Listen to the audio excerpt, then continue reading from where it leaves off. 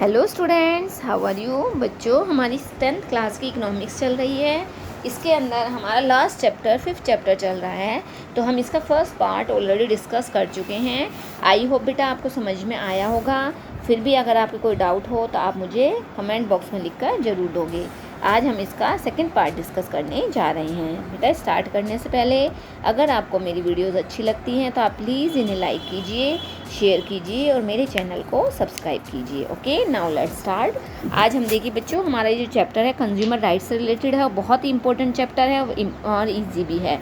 तो मेरी पूरी कोशिश रहेगी आपको इसे ईजी लैंग्वेज में समझाने की। तो देखिए बच्चों, इसमें आगे क्या बताया गया है। Safety is consumer rights. अब देखिए इसमें consumer rights, what is consumer right. तो देखिए इसका हम यही डिस्कस कर रहे हैं कि इसमें क्या बताया है। तो देखिए इसमें एक ये रेजी बताया गया। रेजी देखिए, इस रेजी से रिलेटेड इसके साथ क्या होता है। रेजी मैथ्यू है healthy boy studying in class 9th में ही पढ़ रहा है। वो क्या है, केरला के उससे मतलब टॉन्सिल्स हो जाते हैं और टॉन्सिल्स को रिमूव करवाने के लिए केरला के एक प्राइवेट क्लिनिक में वो एडमिट होता है। अब यहाँ पर जो ENT सर्जन्स होते हैं वो उसे टॉमी के ऑपरेशन के लिए उसे क्या है, एनेस्थीसिया दिया जाता है। लेकिन उसे इम्प्रॉपर एनेस्थीसिया देने की वजह से क्या होता है कि जो रेजी होता है वो उसका जो मतलब ब्रेन होता है वो क्या अबनॉर्मल हो जाता है और because of which he was cripple, और वो क्या है पूरी लाइफ के लिए हैंडीकैप हो जाता है। अब जो उसके फादर होते हैं उसके फादर एक कंप्लेंट फाइल लगाते हैं consumer disputes redressal commission claiming compensation of 5 lakh for medical negligence. और उसके लिए क्या है बेटा, जब वो जो रेजी होता है वो क्या है होल लाइफ के लिए जब वो हैंडीकैप हो जाता है तो उसके ऊपर उस हॉस्पिटल के ऊपर 5 लाख का जुर्माना लगाया जाता है। And the state commission saying that the evidence was not sufficient dismissed it. लेकिन जो स्टेट कमीशन होती है वो क्या कहती है कि जितने भी एविडेंसेस हैं वो क्या सफिशिएंट नहीं है, इसलिए उसको डिसमिस कर दिया जाता है। लेकिन जो रेजी के फादर होते हैं वो उसको national consumer disputes redressal commission located जो नई दिल्ली में, वो वहाँ पर उस फाइल को लेकर जाता है।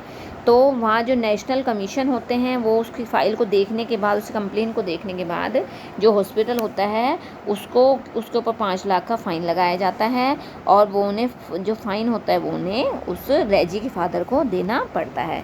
तो इस प्रकार से बच्चों ये हमारी डेली लाइफ में भी है। हमारे साथ अगर कुछ मिस हैपनिंग होती है तो हमें उसके लिए तुरंत कंप्लेन लिखवानी चाहिए। अब जो रेजी है वो क्या है, shows how a hospital due to negligence by the doctors, मतलब डॉक्टर की कमी की वजह से, स्टाफ की कमी की वजह से उसे एनेस्थीसिया दिया गया और उसकी वजह से वो जो बच्चा है वो क्या हो गया, पूरी लाइफ के लिए हैंडीकैप हो गया। तो इस प्रकार से goods and services we as consumers have the right to protected against the marketing of goods. और उसी प्रकार से हमारे भी राइट हैं कि अगर हमारे साथ को हमारी लाइफ को कोई एक्सप्लॉइट कर रहा है, तो हम हमारी प्रॉपर्टी को एक्सप्लॉइट कर रहा है तो हमें भी उसके अकॉर्डिंग उसके अगेंस्ट क्या है, हमें भी कंप्लेन लिखवानी चाहिए। Producers need to strictly follow the required safety rules and regulations को भी हमें फॉलो करना है। बहुत सारी सर्विसेज और गुड्स दिए गए हैं जिसका जो क्या हमारी सेफ्टी को अटेंशन करते हैं। एग्जांपल के लिए pressure cookers.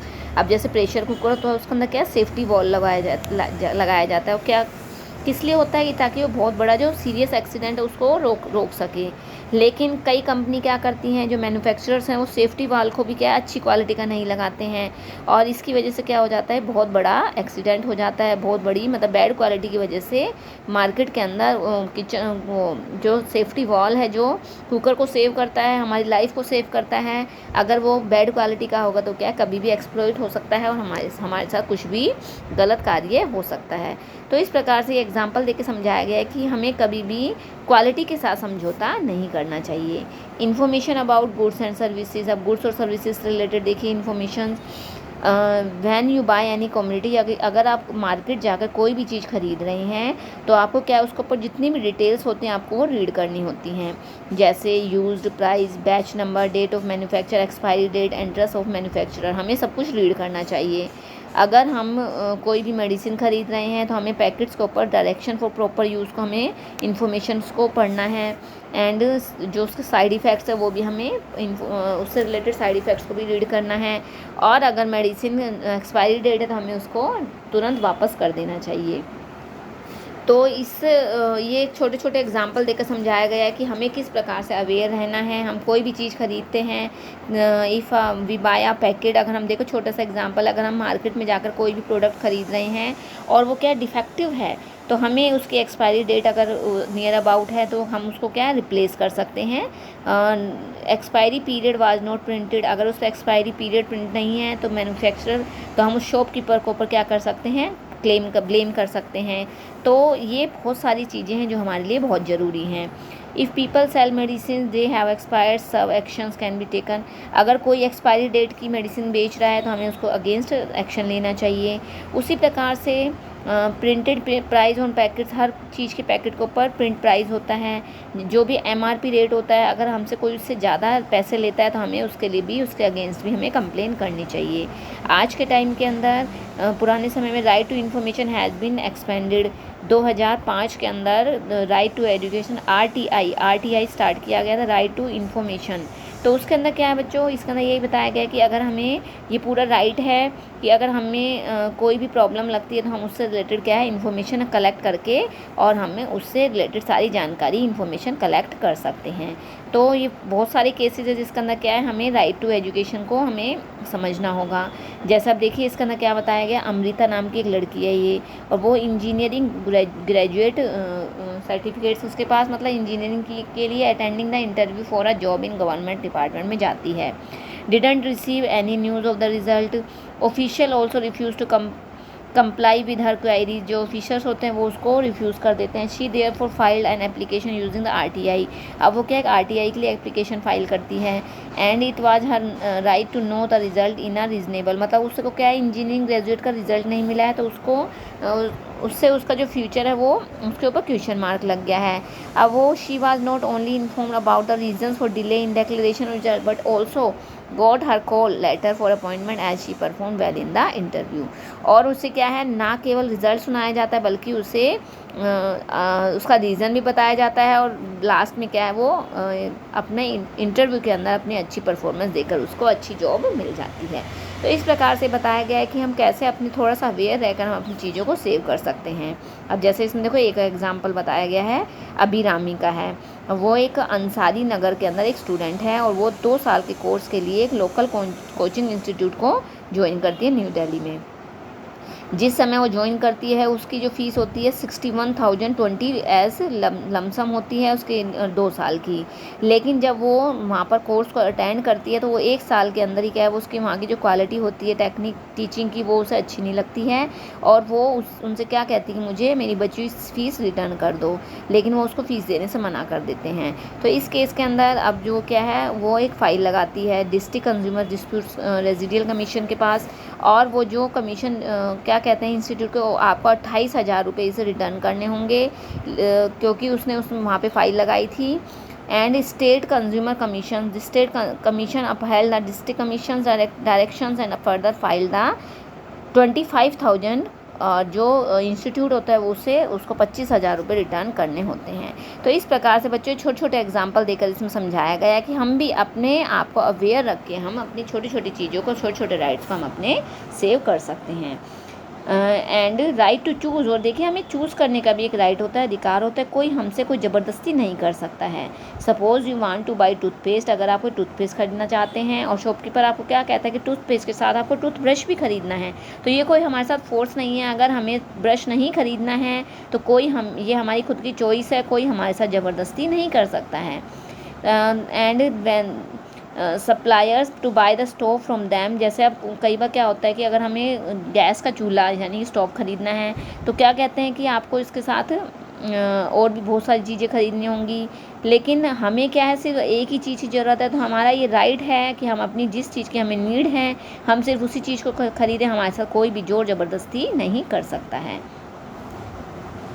And where should consumer go to justice. अब देखिए इन सब चीज़ों के लिए जो कंज्यूमर से हम कहाँ न्याय के लिए जा सकते हैं।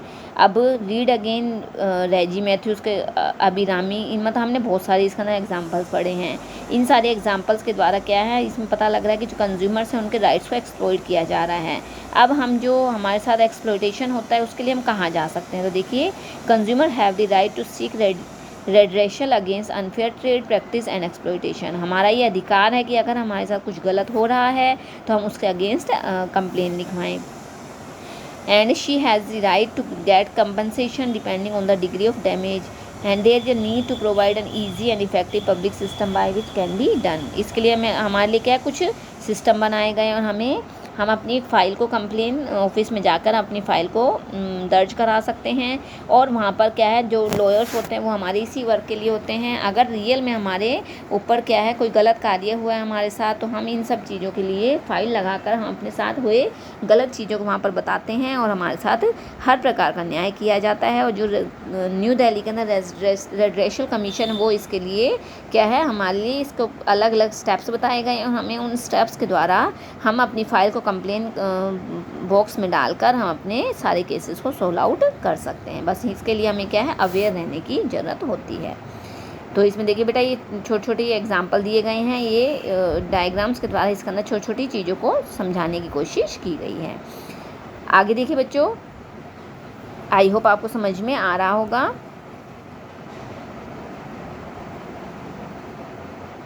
आगे इसमें बताया गया है कंज्यूमर मूवमेंट इन इंडिया। हमारे इंडिया के अंदर जो अलग अलग इससे रिलेटेड क्या है, वेरियस ऑर्गेनाइजेशंस बनाए गए हैं। अब हम जो कंज्यूमर फोरम्स हैं, कंज्यूमर प्रोटेक्शन काउंसिल से उसके बारे में डिस्कस करते हैं। अगर हमारे साथ कोई भी गलत व्यवहार होता है तो हम अपनी फ़ाइल को वहाँ पर केस कर सकते हैं।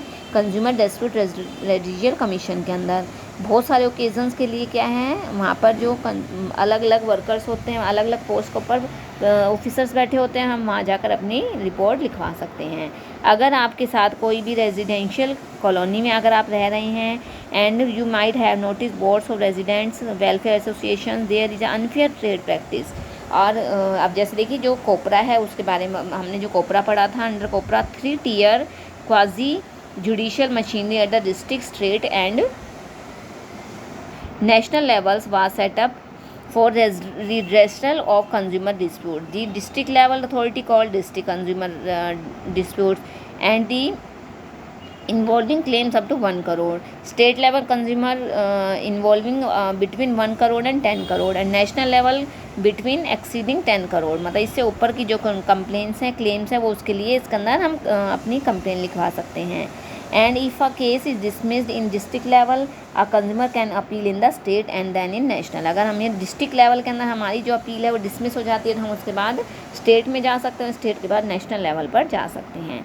एंड इस प्रकार से right to represent in the consumer dispute redressal commission. So इस प्रकार से हम अलग अलग कमीशन की हेल्प लेकर अपनी रिपोर्ट को लिखवा सकते हैं। जैसे इसमें देखिए देखा है, जागो ग्राहक जागो। आगे देखिए बच्चों, ये इसका ना यही बताया, जागो ग्राहक जागो, यानी कि हमें क्या है, हर चीज़ के अंदर अवेयर रहने की ज़रूरत होती है। बिना अवेयरनेस के हम किसी भी वर्क को पूरा नहीं कर सकते हैं। ठीक है, learning to become well informed consumers. अब देखिए कि हम किस प्रकार से अच्छे कंज्यूमर्स बन सकते हैं। अब हमारे क्या है, बहुत सारे राइट्स हैं जो हमें गवर्नमेंट की साइड से मिले हुए हैं। तो अगर कोई इनका डिस्क्रिमिनेट करता है तो हमें उससे रिलेटेड क्या है, हमारे पास बहुत सारे ऑप्शंस है जो हम क्या है, कंज्यूमर फोरम ऑफिस में जाकर हम अपनी कंप्लेंट दर्ज करा सकते हैं।